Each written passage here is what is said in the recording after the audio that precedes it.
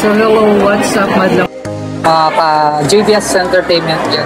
Na-invite tayo sa Mega Fashion Show kahit nga naman talaga natin si FD Calapsis at ngayon kasama natin siya. And ito nga, sa sobrang preparation ng ating top model of the year, hindi siyang pumunta.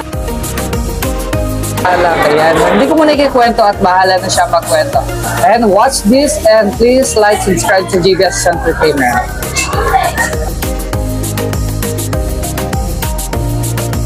Sugar Bet, kumusta naman? Ano yan?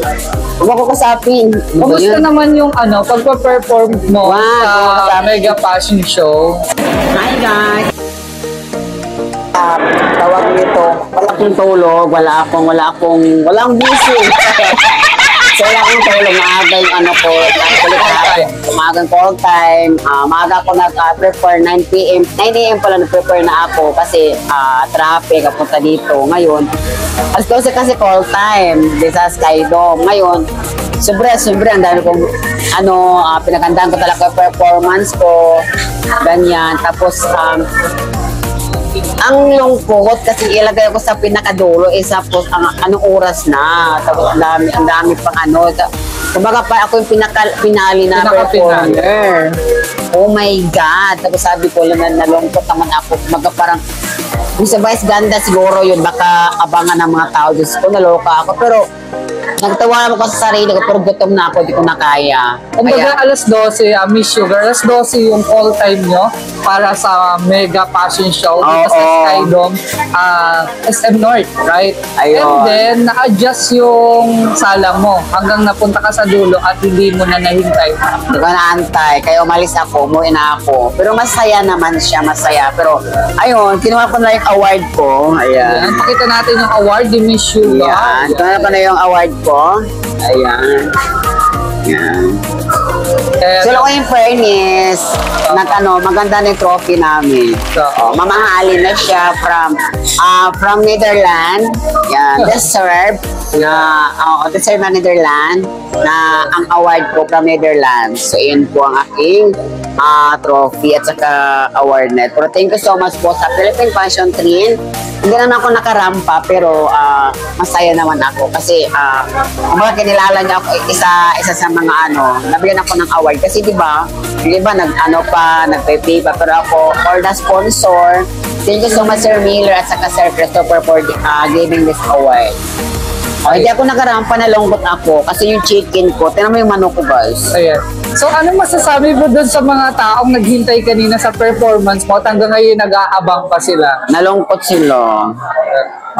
Yung baby ko, ayan yung baby ko. Anong pangalan ng iyong kakambal?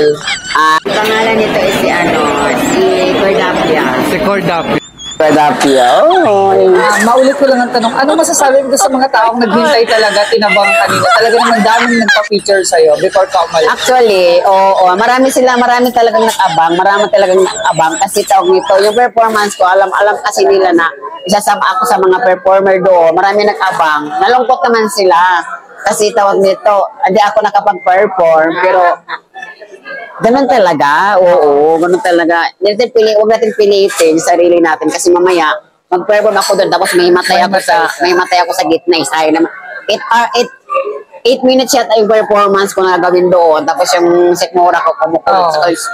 Nahilo. Yung my brain cells is turned around and my stomach is very cry na may very cry. Cry. Kumbaga gutom ka na talaga. Very cry na yung very cry na siya. So ayun, hanggang sa susunod na lang sila. Uy, pati si Cordapia. So, yan si Cordapia. So, guys, sabi ko nga, hindi ako naawa kay Sugar. Naawa ko dun sa manok kasi pati yung manok gutom na. At nagugutom talaga siya sobra. Kaya sabi ko, kasi mag-perform dapat ako. Ito na lang, matuwa ka naman kasi may award naman tayo. Yes. May award naman siya ng award. And then yun nga, hindi na nahintay ni Sugar yung pagsalang niya kasi pag-alis namin guys, more than 50 model pa or awarding. Actually, ang dami pa talagang models doon nakasalang. Kaya, that is why, thank you so much naman.